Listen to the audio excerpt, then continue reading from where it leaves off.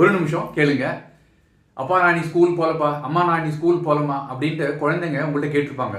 இது கேட்காத குழந்தைங்களே இல்லை, நீங்கள் ஃபேஸ் பண்ணியிருப்பீங்க. அப்போ என்ன செய்வீங்க? அம்மா என்ன சொல்லுவாங்க? இல்லை போயே ஆகணும்ட்டு. அப்பா என்ன சொல்லுவார்? சரி சரி போகட்டும், ரெஸ்ட் எடுத்துக்கிட்டோம் அப்படின்ட்டு. ஆனால் அது என்ன செய்யணும்?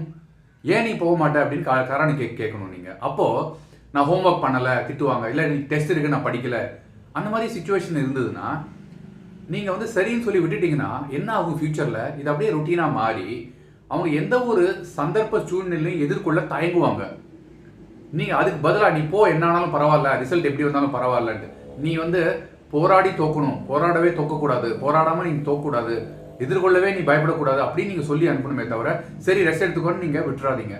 அவங்க போகட்டும், போய் ஃபேஸ் பண்ணதுக்கப்புறமா ஒருவேளை டெஸ்ட் கூட போஸ்ட்போன் ஆகிடலாம், ஹோம்ஒர்க் கேட்காமே இருக்கலாம், நமக்கு தெரியாது இல்லையா? பட் என்டையர் டே போயிடும் இல்லையா? மனசில் இருந்துகிட்டே இருக்கும் அந்த பையனுக்கு. அதனால் இதை நீங்கள் ஃபாலோ பண்ணுங்கள். தேங்க்யூ, பாய்.